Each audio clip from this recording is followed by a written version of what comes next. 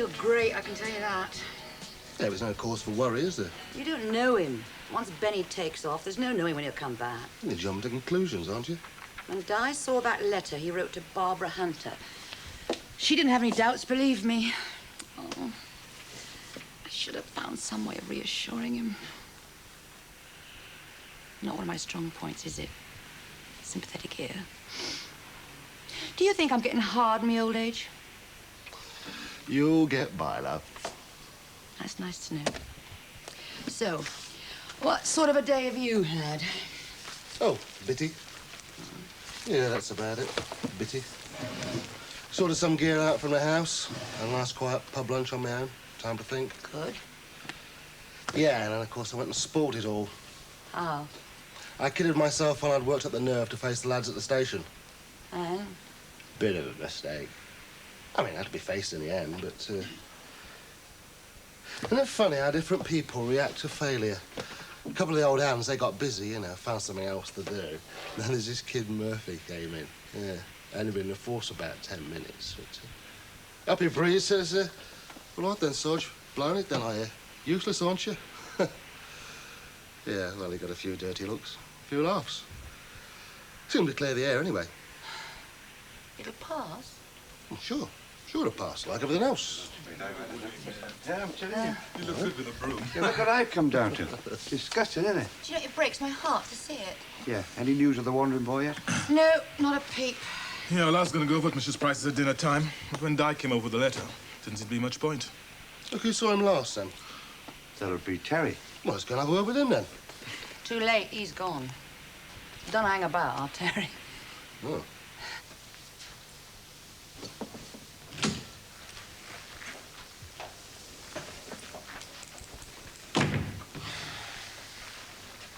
There's no need for this, you know. It's daft. Where are you off to? Away. Oh, that's nice, that is. What about old Ma Price? You're dropping her right in it. I paid her. Till when? Weekend. What happens then? I don't know, and I don't care none. Oh, that's charming, that is. If you stays, you pays. Listen, why don't we just call it quits, eh? Forget it all. I mean, I'm not one to bear a grudge. Come and shake on it. If you won't take the hand of friendship. Where'd you say he was off to? I didn't. Oh, a big secret, is it? Hayward. Who's he? It's a place just outside Peachy. Sounds a right rave up. What's there, then? Work. What at? Farming. Farming, eh? Oink, oink. Yeah, well, it's better than what you do. What, up to your armpits in the queer stuff? Do us a favour, mate. Listen, Benny, in a couple of weeks' time, nobody's going to even remember this. I will. I'll never forget what you've done, Terry. Never.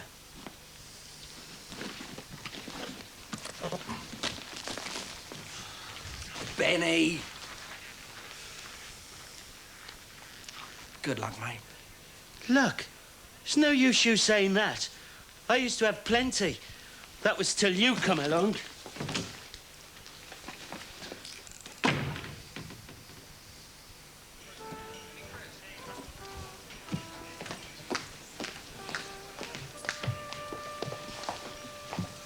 Good evening. Hello, Mr. Ross. Anything for me?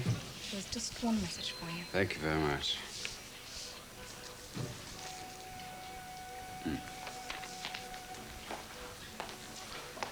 Good evening, Miss Marshall. Hello, Mr. Ross. From the study you're devoting to that menu, I take it you want your usual table this evening. Yes. And your usual excellent service? Regretfully, no. This is my night off. Would you have had dinner with me if I asked you? Are you inviting me? Well, someone else seemed to have got in first. I'm not aware of someone else. Richard Lord? No, I've not heard from him. I'm free this evening. Are you asking me out or not? I'd hoped to, as I've said. So what's changed your mind? Well, this message, as it refers to you, I thought you'd know what it's about. It was telephoned in. It says, to Paul Ross, require drink with you at 6:30. If you see Gina, confirm I'll dine with her at 7. Richard Lord. Well, that's the first I've heard of it. I think Richard's trying to turn you into a messenger boy, putting you down so I can admire his muscle. Oh, I could cope with that one, but if he wants to have a drink with me to discuss something of importance, I wish I hadn't made that appointment with David Hunt I have to keep before I have that drink with him. When I consult with David Hunt, I like to have all the information available. Yes, but if you're off duty, Paul, why do you have to keep an appointment with the manager here? Off duty from the restaurant. Yes, for larger issues, I'm never off duty. I'm always 24 hours a day on.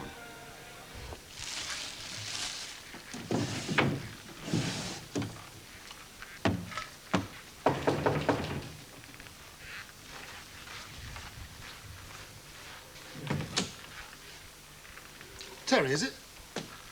Who are you? Friend of a friend. What friend? Well, quite a few, actually. Mind if I come in?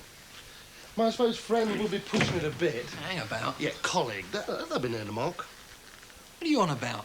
Sid, Mac, Sharon. All of them down at the garage. Oh. Well, what do you want, then? Benny. I just missed him. So I see. Yeah, he's upped it. Pity. I wonder where he's gone. Don't know. He didn't mention anything then? Well, he said something about Peachy, wherever that is. Ah. Back on some farm. Suit him, that. Can't do much damage to a pig, can he? What's your connection, then? Connection? Yeah, with the garage. Yeah, well, I'm a bit baffled about this oil change business. Aren't you? Not really. Why not? Sort of fella he is. Well, I mean, he ain't quite 100%, is he? You know, forgetful. Yeah, but he's never forgotten anything before. Always the first time. True, but that's one hell of a lapse of memory, isn't it, eh? Leaving a car bone dry? And you ask one hell of a lot of questions. It's my line of business.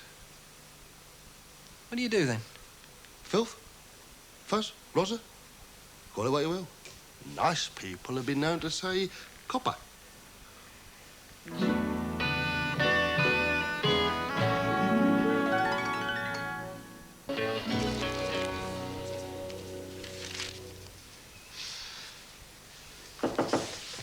Come in.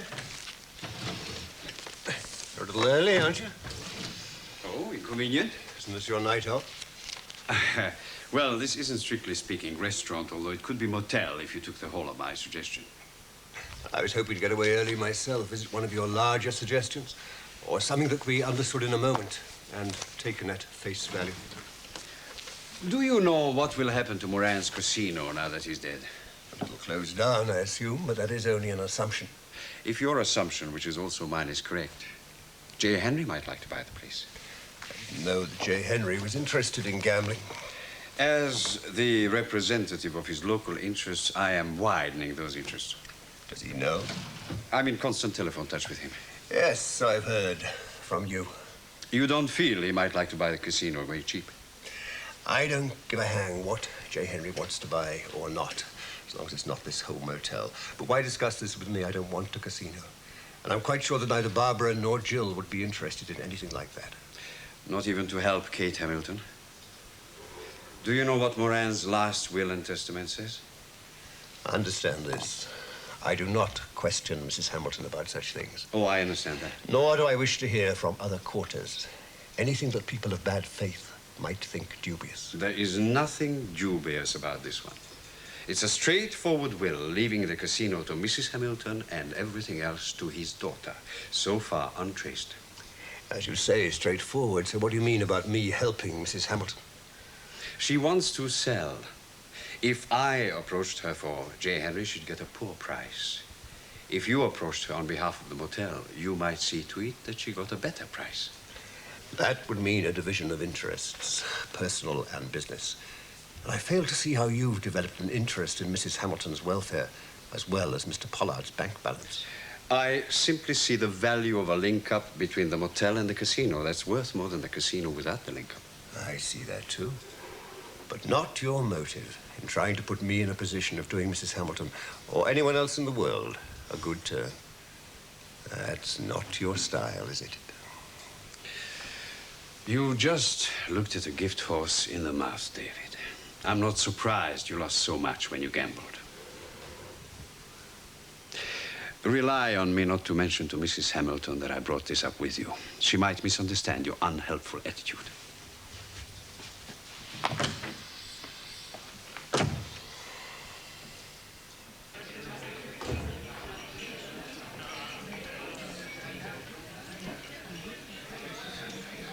You were so confident I turned up on time you even bought my drink.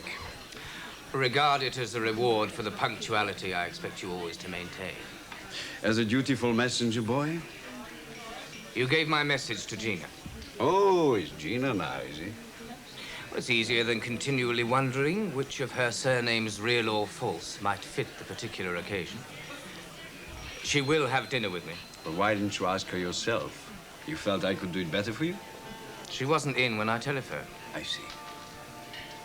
Look, I want you to advise me on two matters which you might or might not feel I should mention to her over dinner. One is something she might never know unless I tell her. The other she'll know sooner or later anyway. Which do you want to know first? The one she might never know but for you. At the inquest, Kate Hamilton claimed that the night Tony Moran allegedly fell to his death, she returned to the flat late. They had a row, then she went out again. And to use her own words to the coroner, just drove around. She hadn't used Tony's car, although she was completely free to do so. When she came back, she found him dead on the landing of the lift stairs, one flight from the top. She said she hadn't used Moran's car. Or do you happen to know that she didn't? She said she hadn't to the coroner. The reason she said it, I suspect, was simply this. She knew that the ignition keys would be found in his clothes by the police after his death. But he died in his pajamas. The police found the keys in his jacket pocket in his wardrobe. So? Well, consider this carefully. Had she used Tony's car, why shouldn't she have automatically returned the keys to him when she came back? She was dead. He would then have put them in his jacket pocket, then got into his pajamas. He or she would have put the jacket in his wardrobe. Then the row would have started. In which case, she couldn't possibly have been out driving, but there present at the time of his death. What car did she say to the coroner she was using? Well, rather than risk saying it was Tony's, she said it was the company car. Mightn't it have been? No. Why not? Hello.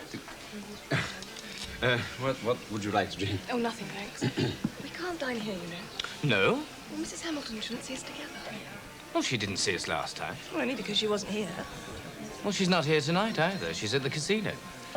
Oh, don't worry. She's there now, going through the accounts. And with me away, any other papers she can lay her hands on. Getting rattled is our Mrs. Hamilton. All right, then. But let's get through dinner quickly before she comes back. Oh, I doubt there's any need to hurry. I don't. Anyway, I'm hungry. Come along, Richard. Yes, go along, Richard. Oh, I'm back. Sorry I'm late. I thought I was never going to get away. I tried to phone, but I never had a minute. Arthur? Glenda, where is everybody? Arthur, is that you? Drat that Davidson thing. Come in, love. What are you doing up there? Love dancing, what do you think? Don't you move that trunk on your own, mind. Too late. It's done. Oh, it's definite then, is it? Kevin and Glenda are all right, are they?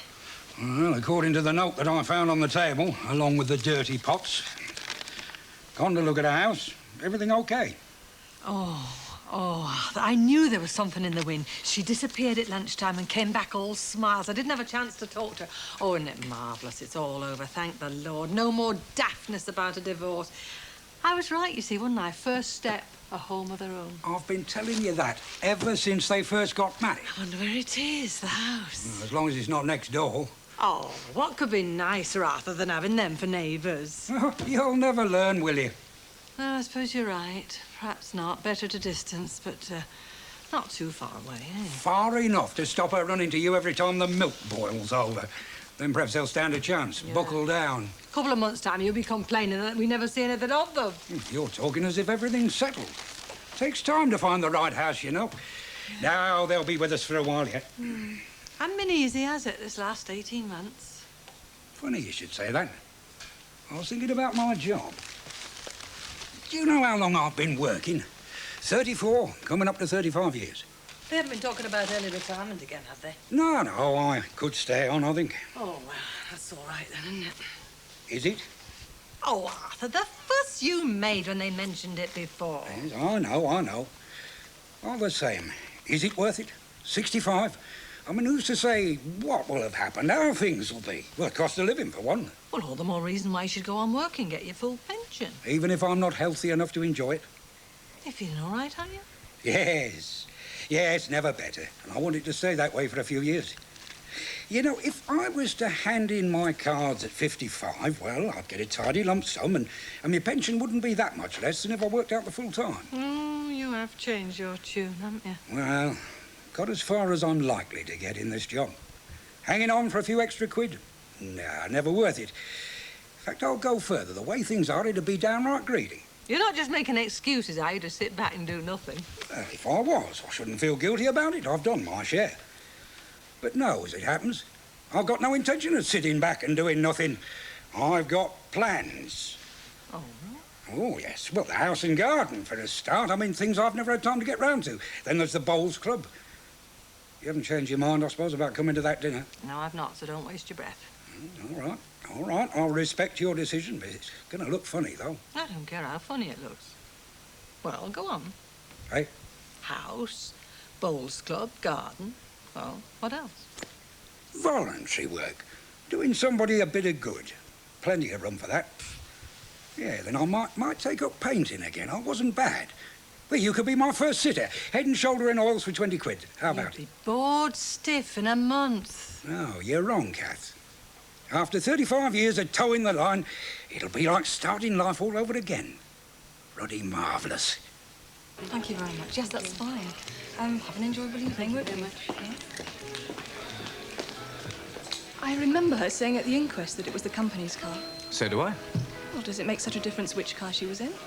The difference between her telling the coroner the truth or a lie, the difference perhaps between accident or murder. But she simply doesn't look like a murderer. Well, murderers seldom do. Their victims would see them coming. Or would you rather coffee and brandy here or in the bar?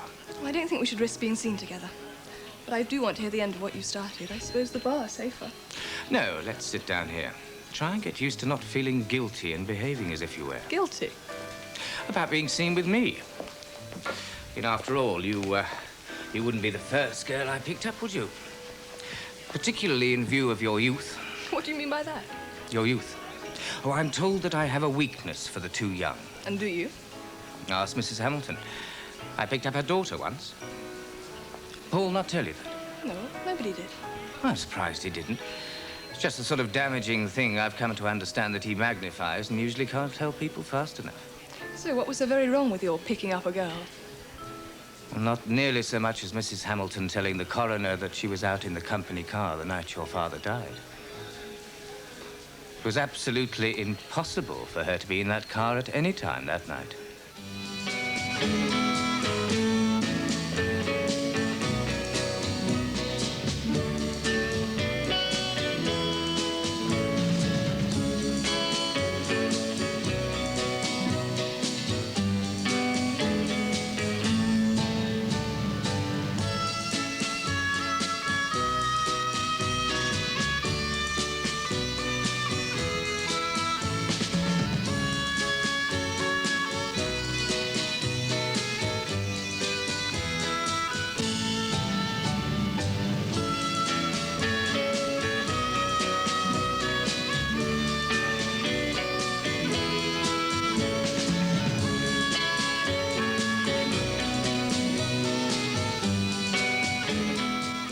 I was in that car myself, and she certainly wasn't with me.